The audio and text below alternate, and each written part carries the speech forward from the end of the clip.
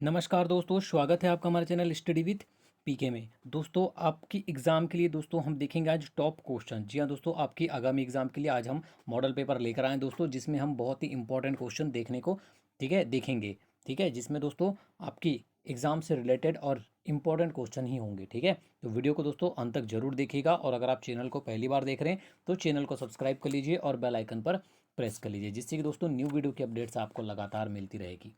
ठीक है ना दोस्तों, एक एक प्रश्न आपके आने वाले एग्जाम के लिए बहुत ज़्यादा इंपॉर्टेंट है। ठीक है, सभी प्रश्न दोस्तों एग्जाम में पूछे गए हैं या एग्जाम में पूछे जाते हैं। ठीक है, तो चलिए पहला प्रश्न देखते हैं क्या है।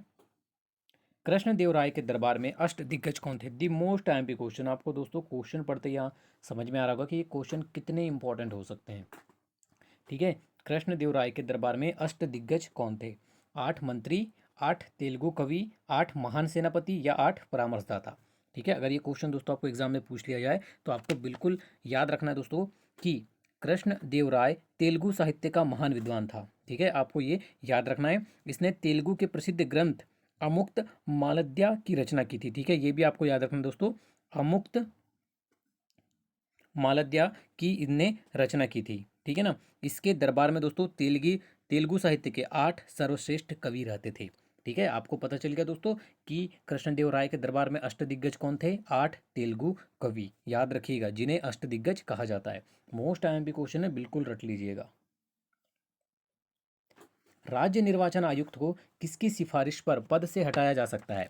ठीक है, आपको बताना दोस्तों कि राज्य निर्वाचन आयुक्त को किसकी सिफारिश पर पद से हटाया जा सकता है? राष्ट्रपति, मुख्य चुनाव आयुक्त, राज्यपाल या उच्च न्यायालय के मुख्य न्यायाधीश। तो दोस्तों अगर ये क्वेश्चन आपको एग्जाम में मिले देखने को तो याद रखिएगा दोस्तों कि राज्य निर्वाचन आयोग को, ठीक है ना, अगर एग्जाम में पूछा जाता है तो बिल्कुल याद रखिएगा मुख्य चुनाव आयुक्त की सिफारिश पर हटाया जा सकता है। ठीक है, राज्य निर्वाचन आयुक्त को मुख्य चुनाव आयुक्त की सिफारिश पर पद से हटाया जा सकता है। ठीक है ना, याद रखिएगा। और दोस्तों राज्य निर्वाचन आयुक्त की नियुक्ति राज्य सरकार के सुझाव पर राज्यपाल द्वारा की जाती है, ये भी आपको याद रखना है। ठीक है ना, चलिए आगे बढ़ते हैं। निम्नलिखित में से कौन सा कार्य निर्वाचन आयोग के कार्य क्षेत्र में नहीं आता? ठीक है, आपको 4 कार्य दिए हैं दोस्तों, आपको बताना है कि कौन सा कार्य निर्वाचन आयोग के कार्य क्षेत्र के अंतर्गत नहीं आता है। ठीक है ना, तो देखिए दोस्तों, निर्वाचन आयोग का जो कार्य क्षेत्र होता है ना, वो राष्ट्रपति के चुनाव करना इसके कार्य के अंतर्गत आता है। राजनीतिक दलों को मान्यता प्रदान करना, ये भी निर्वाचन आयोग के कार्य क्षेत्र के अंतर्गत आता है। राजनीतिक दलों को चुनाव चिन्ह नियत करना, ये भी दोस्तों निर्वाचन आयोग का ही कार्य है। केवल जो ऑप्शन नंबर ए है आपका, भारत के प्रधानमंत्री का चुनाव करना, वो निर्वाचन आयोग के कार्य क्षेत्र के अंतर्गत नहीं आता है। ठीक है ना, याद रखिएगा। चलिए आगे बढ़ते हैं दोस्तों, ऑप्शन नंबर ए आपका आंसर हो जाएगा। ठीक है ना, याद रखना है। बलराम ताल योजना, ठीक है, बलराम ताल योजना किस क्षेत्र से संबंधित है? आपको बताना दोस्तों कि बलराम ताल योजना का संबंध किस क्षेत्र से है। अगर एग्जाम में पूछा जाए तो याद रखिएगा दोस्तों, इसका संबंध जो है वर्षा जल का कृषि हेतु संचयन से है। ठीक है, बलराम ताल योजना वर्षा जल का कृषि हेतु संचयन से इसका संबंध है। ठीक है ना, मोस्ट आईएमपी क्वेश्चन है, याद रखिएगा अगर एग्जाम में पूछा जाता है तो। ठीक है ना, चलिए आगे बढ़ते हैं। क्वेश्चन नंबर 5 है, यदि कोई मानवीय रोग विश्व के वृहत क्षेत्र में फैलता है तो उसे क्या कहते हैं? देखिए दोस्तों, जब कोई संक्रामक रोग जो होता है ना, किसी निश्चित जनसंख्या में बड़ी संख्या में लोगों में कम समय में तेजी से फैलता है तो दोस्तों ऐसी स्थिति को एपिडेमिक कहा जाता है। ठीक है ना, और ऐसी स्थिति, ठीक है ना, एपिडेमिक स्थिति का ही विश्व के वृहद क्षेत्र में विस्तार क्या कहलाता है दोस्तों? पेंडेमिक कहलाता है। ठीक है ना, याद रखिएगा, ऑप्शन नंबर ए आपका आंसर हो जाएगा। विश्व के वृहद क्षेत्र में जो मानवीय रोग फैलता है उसे पेंडेमिक कहा जाता है। खुशबू परियोजना किससे संबंधित है? आपको बताना दोस्तों कि खुशबू परियोजना का संबंध किससे है। मोस्ट आईएमपी क्वेश्चन है दोस्तों, याद रखिएगा, बिल्कुल भी आपको इसमें कंफ्यूज नहीं होना है। ठीक है ना, खुशबू परियोजना का जो संबंध है दोस्तों वो है कैदियों के पुनर्वास से। ठीक है ना, याद रखिएगा, अगर एग्जाम में पूछा जाए तो खुशबू परियोजना की शुरुआत जो है दोस्तों वो प्रदेश की केंद्रीय जेल में कैदियों के सामाजिक पुनर्वास और उनके व्यक्तित्व में सुधार के लिए की गई है। ठीक है ना, याद रखिएगा, ऑप्शन नंबर बी आपका आंसर हो जाएगा। निम्न में से कौन कंप्यूटर की उच्च स्तरीय भाषा का उदाहरण है? बहुत अच्छा क्वेश्चन है दोस्तों, आपको बताना है कि निम्नलिखित में से वो कौन सी है जो हाई लेवल लैंग्वेज के उदाहरण के अंतर्गत आती है। दोस्तों फिर कोबोल, लोगो और बेसिक, ये तीनों ही लैंग्वेज जो है दोस्तों वो हाई लेवल लैंग्वेज है। ठीक है, मतलब उच्च स्तरीय भाषा के उदाहरण के अंतर्गत आती है। ऑप्शन नंबर डी आपका आंसर हो जाएगा। ठीक है ना। परमार वंश के किस शासक ने धार जिले में सरस्वती मंदिर का निर्माण करवाया था? Most IMP question. परमार वंश के उस शासक का नाम बताना है दोस्तों आपको जिसने धार जिले में सरस्वती मंदिर का निर्माण करवाया था। ठीक है, तो दोस्तों वो थे आपके राजा भोज। ऑप्शन नंबर सी आपका आंसर हो जाएगा।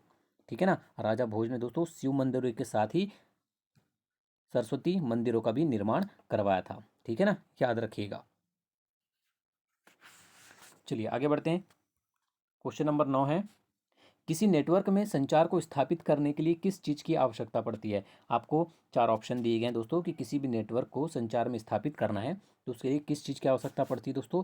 देखिए, आपको प्रेषक की भी आवश्यकता पड़ती है, माध्यम की भी और प्राप्तकर्ता, तीनों की ही आवश्यकता पड़ती है। ठीक है ना, किसी भी नेटवर्क में संचार को स्थापित करने के लिए। तो ऑप्शन नंबर डी आपका आंसर हो जाएगा, ये सभी।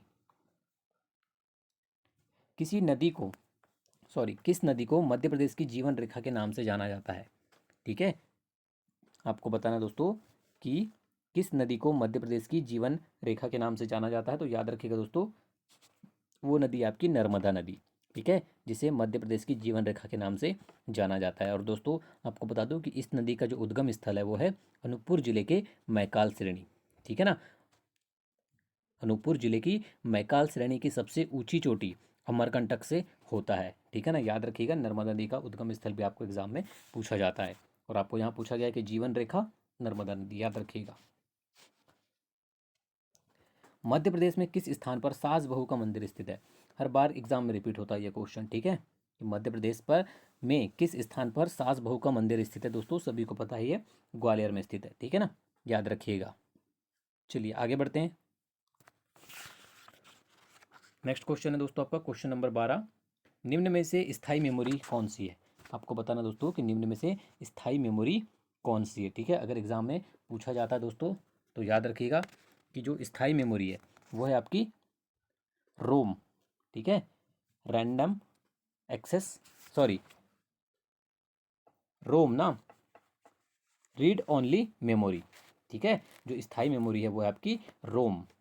रीड ओनली मेमोरी जो है दोस्तों एक स्थायी मेमोरी है। ठीक है ना, याद रखिएगा, जिसमें संग्रहित डाटा व सूचनाएं स्वयं नष्ट नहीं होते हैं तथा उन्हें बदला नहीं जा सकता है। ठीक है ना, याद रखिएगा, रोम आपका आंसर हो जाएगा। Option number A. Robotics process automation RPA का अनुप्रयोग एचआर क्षेत्र में कैसे किया जाता है? ठीक है, आपको बताना दोस्तों कि रोबोटिक्स प्रोसेस ऑटोमेशन आरपीए का प्रयोग जो दोस्तों वो एचआर क्षेत्र में किस तरीके से किया जाता है। अगर एग्जाम में क्वेश्चन पूछा जाता है तो याद रखिएगा। ठीक है ना, कर्मचारियों की नियुक्ति के लिए भी किया जाता है, पेरोल प्रक्रिया के लिए भी किया जाता है और चयनित उम्मीदवारों की नियुक्ति के लिए भी किया जाता है। ठीक है ना, याद रखिएगा, अगर एग्जाम में पूछा जाता है तो आपको पता होना चाहिए।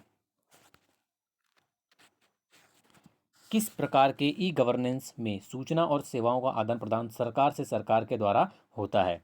ठीक है, आपको बताना दोस्तों कि किस प्रकार के ई गवर्नेंस में सूचना और सेवाओं का जो आदान प्रदान है वो सरकार से सरकार होता है। आपको दोस्तों ऑप्शन देख के समझ में आ जाएगा, ऑप्शन नंबर बी आपका आंसर हो जाएगा। ठीक है, G2G। ठीक है ना, G2G ई गवर्नेंस में सूचना और सेवाओं का आदान प्रदान सरकार से सरकार के द्वारा होता है। किस प्रकार की ई गवर्नेंस में? G2G, government to government. ठीक है ना। असाधारण रूप से उच्च एवं निम्न ज्वार जो अमावस्या को व पूर्णिमा को जबकि सूर्य चंद्रमा और पृथ्वी लगभग संरेखित हो जाते हैं उन्हें क्या कहते हैं? ठीक है, आपको बताना है दोस्तों कि उन्हें क्या कहा जाता है। अगर एग्जाम में पूछा जाता है तो याद रखिएगा दोस्तों कि पूर्णिमा तथा अमावस्या के दिन सूर्य पृथ्वी तथा चंद्रमा जब एक सीध में आ जाते हैं दोस्तों तो ऐसी स्थिति को कहा जाता है वृहत ज्वार। ठीक है, उच्चतम ज्वार कहते हैं। याद रखिएगा, ऑप्शन नंबर ए आपका आंसर हो जाएगा। ठीक है ना, चलिए आगे बढ़ते हैं। हाल ही में किस राज्य ने ई गवर्नेंस 2020 पर एक राष्ट्रीय सम्मेलन आयोजित किया? बहुत अच्छा क्वेश्चन है दोस्तों, आपको बताना है कि हाल ही में किस राज्य ने ई गवर्नेंस 2020 पर एक राष्ट्रीय सम्मेलन आयोजित किया। अगर एग्जाम में क्वेश्चन पूछ लिया जाता है दोस्तों और पूछा ही जाएगा, ठीक है ना, तो याद रखिएगा ये किया है महाराष्ट्र। ठीक है ना, हाल ही में जिस राज्य में, तो कौन से राज्य में दोस्तों? महाराष्ट्र ने ई गवर्नेंस 2020 पर एक राष्ट्रीय सम्मेलन आयोजित किया था। ठीक है ना, याद रखिएगा, अगर एग्जाम में पूछा जाता है तो आपको पता होना चाहिए। और दोस्तों इस सार्वजनिक, ठीक है ना, इसमें दोस्तों सम्मेलन सार्वजनिक सेवाओं को प्रदान करने के लिए डिजिटल प्लेटफॉर्मों के उपयोग को बढ़ावा देने पर केंद्रित था। ठीक है ना, याद रखिएगा। साक्षर भारत योजना का प्रारंभ मध्य प्रदेश में कब किया गया था? ठीक है, आपको बताना दोस्तों कि साक्षर भारत योजना का प्रारंभ मध्य प्रदेश में कब किया गया था, अगर एग्जाम में पूछा जाता है तो याद रखिएगा दोस्तों 19 अप्रैल 2010 को किया गया था। ठीक है, साक्षर भारत योजना का प्रारंभ मध्य प्रदेश में 19 अप्रैल 2010 को किया गया था। ठीक है ना, याद रखिएगा अगर एग्जाम में पूछा जाता है तो। और दोस्तों इसका जो उद्देश्य है वो 15 वर्ष से अधिक आयु की निरक्षर महिलाओं को कार्यात्मक साक्षरता प्रदान करना एवं अध्ययनशील समाज का निर्माण करना है। ठीक है ना, याद रखिएगा। संवनी वर्षा कहाँ होती है? बहुत अच्छा क्वेश्चन है दोस्तों, आपको बताना है कि संवनी वर्षा कहाँ होती है। तो याद रखिएगा दोस्तों, इस संवनी वर्षा जो है वो अधिकांशतः दोपहर में डोलड्रम या विषुवतीय शांत कटिबंध क्षेत्र में होती है। ठीक है, तो आपका आंसर क्या हो जाएगा? Option number A. ठीक है ना, विषुवतीय क्षेत्र में होती है। भारत की निम्न झीलों में से कौन जम्मू कश्मीर में अवस्थित है? ठीक है, आपको बताना दोस्तों कि जो झील के नाम दिए गए हैं आपको चार, इनमें से जम्मू कश्मीर में कौन सी झील स्थित है आपकी?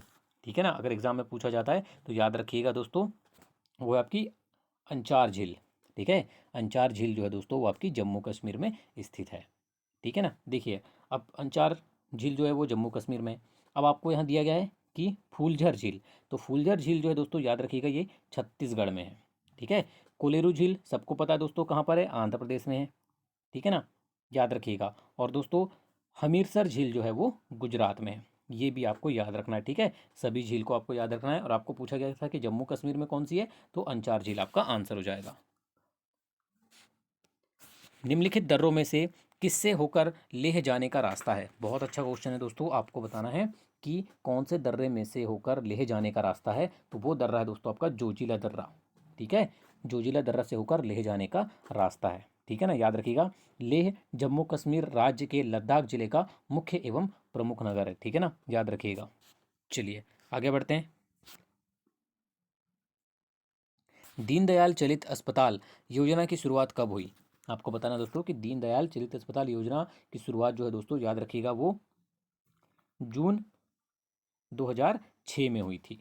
ठीक है ना, याद रखिएगा अगर एग्जाम में पूछा जाता है तो जून 2006 आपको याद रखना है, दीनदयाल चलित अस्पताल योजना की शुरुआत हुई थी। और दोस्तों इसका जो उद्देश्य था, ठीक है ना, इस योजना का जो उद्देश्य था वो राज्य के दूर दराज के क्षेत्रों में बेहतर चिकित्सा सुविधा उपलब्ध कराना था। ठीक है ना, निम्नलिखित में से कौन सी झील भारत के पश्चिमी तट पर स्थित है? ठीक है, चार ऑप्शन दिए गए हैं आपको, आपको बताना है कि पश्चिमी तट पर कौन सी झील स्थित है आपकी। याद रखिएगा दोस्तों, वो झील है आपकी अष्टमुदी। अष्टमुदी झील भारत के केरल राज्य के कोल्लम जिले में स्थित है। ठीक है ना, याद रखिएगा कहाँ पर स्थित है? केरल राज्य के कोल्लम जिले में स्थित है और यह सबसे पश्चिमी तट पर स्थित है। ठीक है ना, अष्टमुदी याद रखिएगा। राजेश्वरी ढोलकिया का संबंध किस खेल से है? बहुत अच्छा क्वेश्चन है दोस्तों, ये क्वेश्चन अक्सर आपको एग्जाम में देखने को मिलता है कि राजेश्वरी ढोलकिया का संबंध किस खेल से है। सभी को पता है दोस्तों, क्रिकेट से है। ठीक है, ऑप्शन नंबर डी आपका आंसर हो जाएगा, राजेश्वरी ढोलकिया का संबंध जो दोस्तों क्रिकेट से है। ठीक है ना, याद रखिएगा। चलिए आगे बढ़ते हैं। सैडलर आयोग संबंधित था। बहुत अच्छा क्वेश्चन है दोस्तों, ये क्वेश्चन आपको एग्जाम में देखने को मिल सकता है कि सैडलर आयोग का जो संबंध है वो किससे था दोस्तों। तो याद रखिएगा कि सैडलर आयोग का जो संबंध था दोस्तों वो शिक्षा से था। ठीक है ना, सैडलर आयोग शिक्षा से संबंधित था, याद रखिएगा। वर्ष 1917 में कोलकाता विश्वविद्यालय की समस्याओं के अध्ययन के लिए डॉक्टर एम सैडलर के नेतृत्व में एक आयोग गठित किया गया था। ठीक है ना, याद रखिएगा। ऑप्शन नंबर सी आपका आंसर हो जाएगा। किससे संबंधित था? तो शिक्षा से संबंधित था, याद रखिएगा। क्वेश्चन नंबर 25 है, इंदिरा आवास योजना में पात्रता मानदंड कौन निर्धारित करता है? ठीक है, राज्य सरकार, केंद्र सरकार, ग्राम पंचायत है, इनमें से कोई नहीं। तो दोस्तों इंदिरा आवास योजना में पात्रता का जो मानदंड है वो निर्धारित किया जाता है ग्राम पंचायत के द्वारा। ठीक है ना, ऑप्शन नंबर सी याद रखिएगा, आपका आंसर हो जाएगा। और दोस्तों इस योजना का जो उद्देश्य है वो ग्रामीण क्षेत्रों में गरीबी रेखा से नीचे रहने वाले परिवारों को आवास की सुविधा उपलब्ध कराना है। ठीक है ना, याद रखिएगा। निम्न स्थानों में से किस एक स्थान पर सिंधु घाटी सभ्यता से संबंध विख्यात वृषभ मुद्रा बुल सील प्राप्त हुई थी? मोस्ट आईएमपी क्वेश्चन है, रट लीजिए कि वह कौन सा स्थान है जहां पर सिंधु घाटी सभ्यता से संबद्ध विख्यात वृषभ मुद्रा प्राप्त हुई थी। तो वो स्थान है दोस्तों आपका मोहनजोदाड़ो। ठीक है, याद रखिएगा, ऑप्शन नंबर डी आपका आंसर हो जाएगा, मोहनजोदाड़ो। 1946 में के चुनाव में वर्ष 1946 के चुनाव ने किस प्रांत में अपनी सरकार बनाई थी? ठीक है, आपको बताना दोस्तों कि 1946 के चुनाव ने किस प्रांत में अपनी सरकार बनाई थी। तो याद रखिएगा दोस्तों, अगर आपको एग्जाम में पूछा जाता है तो बंगाल में बनाई थी। ठीक है ना, याद रखिएगा। 28 नंबर क्वेश्चन की ओर बढ़ते हैं। निम्नलिखित में से किसने ऑस्कर 2020 सर्वश्रेष्ठ अभिनेता का पुरस्कार जीता है? बहुत अच्छा क्वेश्चन है दोस्तों, आपको बताना है कि किसने ऑस्कर अवार्ड जीता है सर्वश्रेष्ठ अभिनेता का 2020 में। ठीक है, तो वो है दोस्तों आपके जोकिन फिनिक्स। याद रखिएगा, जोकिन फिनिक्स ने दोस्तों जोकर फिल्म के लिए, ठीक है, जोकर फिल्म के लिए सर्वश्रेष्ठ अभिनेता का ऑस्कर 2020 पुरस्कार जीता है। याद रखिएगा, बहुत अच्छा क्वेश्चन है। और किस फिल्म के लिए पूछा जाएगा तो ये भी याद रखना है आपको, जोकर फिल्म के लिए। इनमें से कौन सा एक वित्तीय संस्थान नहीं है? ठीक है, आपको बताना दोस्तों कि निम्नलिखित में से कौन सा एक वित्तीय संस्थान के अंतर्गत नहीं आता है। सभी को पता है दोस्तों, देखिए, IFCI भी एक वित्तीय संस्थान है, IDBI भी एक वित्तीय संस्थान है, ICICI भी एक वित्तीय संस्थान है, BCCI सभी को पता है दोस्तों, BCCI जो है एक वो वित्तीय संस्थान के अंतर्गत नहीं आता है। ठीक है ना, चलिए आगे बढ़ते हैं दोस्तों। और ये भी दोस्तों जो BCCI है वो भारतीय क्रिकेट कंट्रोल बोर्ड है। ठीक है ना, सभी को पता है। और इसकी स्थापना अगर आपको पता पूछा जाए तो याद रखिएगा 1928 में हुई थी। चलिए आगे बढ़ते हैं। नागरिकता अधिनियम 1955 के अंतर्गत पंजीकरण द्वारा भारतीय नागरिकता प्राप्त करने के लिए भारतीय मूल के व्यक्ति को भारत में कितने वर्ष बिताने होंगे? ठीक है, तो दोस्तों कितने वर्ष बिताने होंगे अगर एग्जाम में पूछा जाता है तो याद रखिएगा 5 वर्ष। ठीक है, भारतीय नागरिकता अधिनियम 1955 के संशोधन द्वारा भारत में नागरिकता तभी प्राप्त की जाएगी जब संबंधित व्यक्ति जो है दोस्तों कम से कम 5 वर्षों तक भारत में रह चुका हो। ठीक है, याद रखिएगा। तो ये थे दोस्तों आज के बहुत ही इंपॉर्टेंट क्वेश्चन आपके लिए। वीडियो को अंत तक देखने के लिए धन्यवाद दोस्तों। वीडियो पसंद आई हो तो लाइक और शेयर जरूर कीजिएगा। धन्यवाद।